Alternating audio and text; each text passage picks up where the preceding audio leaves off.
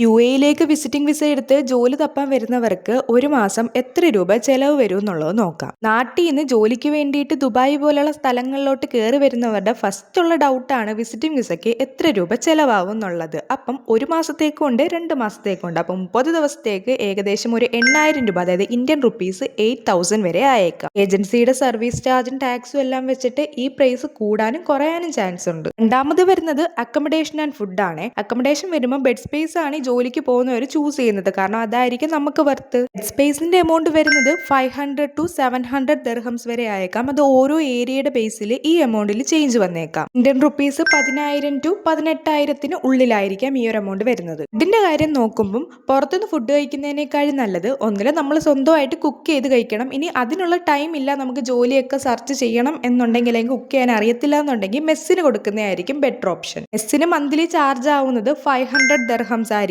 അതിൽ കുറയാനും കൂടാനും ചാൻസ് ഉണ്ട്. നെക്സ്റ്റ് വരുന്നത് ട്രാൻസ്പോർട്ടേഷൻ ആണ്. നിങ്ങൾ ജോലി സെർച്ച് ചെയ്യുന്നവരാണെങ്കിൽ നിങ്ങൾക്ക് ഏറ്റവും അനുയോജ്യമായിട്ടുള്ളത് പബ്ലിക് ട്രാൻസ്പോർട്ടേഷൻ ആയിട്ടുള്ള മെട്രോ ആണ്. അതായത് നമ്മളിപ്പോൾ ഒരു ടാക്സിയിൽ പോകുന്നതിനേക്കാൾ വളരെ അഫോർഡബിൾ ആണ് നമ്മൾ മെട്രോ യൂസ് ചെയ്യുന്നത്. ട്രാൻസ്പോർട്ടേഷൻ എല്ലാം കൂടെ നാട്ടിലെ എമൗണ്ട് ഒരു 5,000 ഒക്കെ ആവും. അടുത്തതായിട്ട് വരുന്നതാണ് മൊബൈൽ റീചാർജ്. ഇത് മന്ത്ലി നാട്ടിലെ ഒരു എമൗണ്ട് 1,500 to 2,500 വരെയൊക്കെ ആയേക്കാം. ഏറ്റവും അനുയോജ്യം നിങ്ങളുടെ റൂമിലും അതുപോലെ പബ്ലിക് ട്രാൻസ്പോർട്ടേഷനിലൊക്കെ നെറ്റ് അവൈലബിൾ ആയിരിക്കും, അതായത് വൈഫൈ ഫ്രീ ആയിരിക്കും. അങ്ങനെയെങ്കിൽ 35 AEDയോ അല്ലെങ്കിൽ 50 AEDക്കോ ചാർജ് ചെയ്യുന്നതായിരിക്കും ബെറ്റർ. UAE പോലുള്ള സ്ഥലങ്ങളിൽ വിസിറ്റിംഗ് വിസ എടുത്ത് ജോബിന് വരുന്നവർക്ക് എന്തൊക്കെ കാര്യങ്ങൾ ശ്രദ്ധിക്കണം, എയർപോർട്ടിൽ എന്തൊക്കെ ഡോക്യുമെന്റ്സ് ആണ് കാണിക്കേണ്ടതെന്നൊക്കെ ഉള്ള ഫുൾ ഡീറ്റെയിൽ ആയിട്ടുള്ള വീഡിയോ ഞാൻ ചെയ്യുന്നതാണ്. അപ്പോൾ ഇതുപോലുള്ള ദുബായ് അപ്ഡേറ്റ്സിനായിട്ട് എന്നെ കൂടെ ഒന്ന് ഫോളോ ആക്കി, ഇഷ്ടപ്പെട്ടാന്ന് ലൈക്ക് ചെയ്ത്, വീഡിയോ യൂസ്ഫുൾ ആയിട്ട് തോന്നുന്നവർക്കൊന്ന് ഷെയറും കൂടെ ചെയ്യണേ.